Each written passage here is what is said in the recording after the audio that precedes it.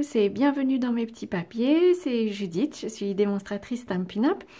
Le projet que je vous présente aujourd'hui, c'est presque une idée, une astuce plus qu'un projet. En fait, elle m'a été inspirée en partie par cette carte que j'avais réalisée pour On Stage et en partie par l'épuisement des stocks sur les papiers de série design de la collection Fête étincelante. En fait, je voulais vous montrer comment on peut réaliser soi-même son papier décoré si on en a envie. Pour ce papier décoré, j'ai choisi à nouveau d'utiliser le set de tampons Fêtes étincelantes et j'ai utilisé la petite boule de Noël. J'ai découpé mon papier à la taille du Stamparatus. En fait, c'est lui que j'utilise. Il est plein de poussière à embosser, de poudre à embosser, parce que j'ai créé celui-là. Je voulais en créer un qui ressemble un peu au papier de série design que j'aime beaucoup. Évidemment, d'autres illustrations seraient possibles.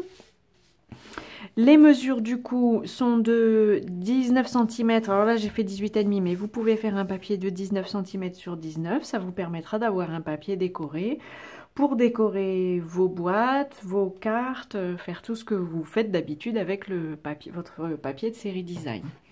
J'ai placé mon illustration en fait tout en bas à droite, toute l'astuce.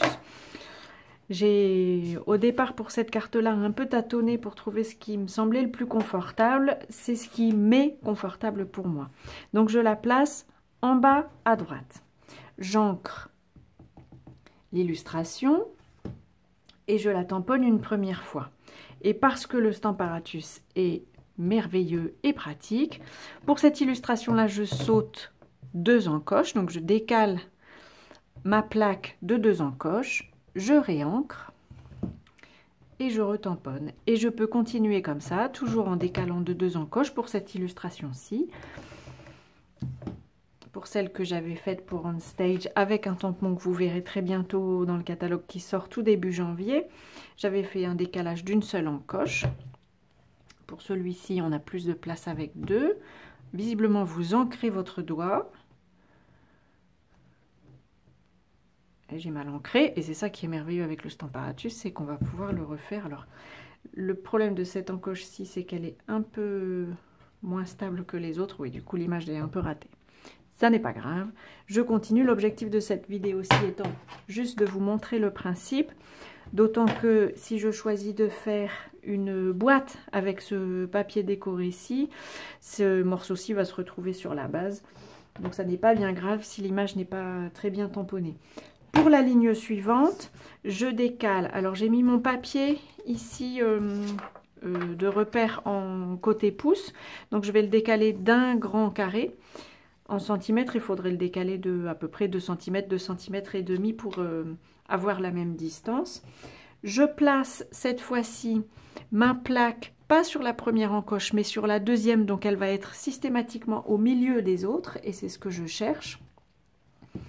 J'ancre mon tampon et je tamponne et je vais à nouveau décaler de 2 crans parce que je veux m'intercaler entre celle de la première ligne.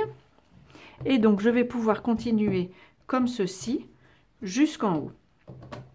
Juste, alors je vais peut-être pas vous saouler avec toute la décoration de cette feuille-ci. Je ferme mon tampon pour m'assurer que je ne m'en mette pas plein partout.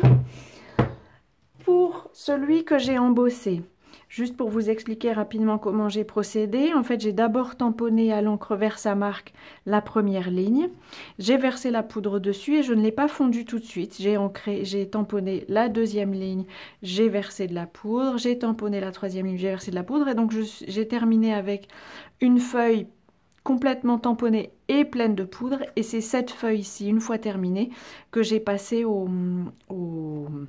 fer à embosser d'un coup et la magie a opéré d'un coup. Voilà, j'espère que c'est presque, je vous disais, plus un petit truc du week-end. J'espère que ce truc pourra vous servir et permettra de compenser les absences au catalogue de ce papier de série design, en effet, qui est vraiment superbe et que j'adore. Mais même quand on a fini son stock ou quand il n'est plus en vente, on peut se faire, je trouve, des jolies décorations soi-même. Voilà, j'espère que ce projet vous servira, vous inspirera et puis surtout, vu la semaine à venir, je vous souhaite de très belles fêtes de Noël et je vous dis à très bientôt sur les petits papiers d'Ilse.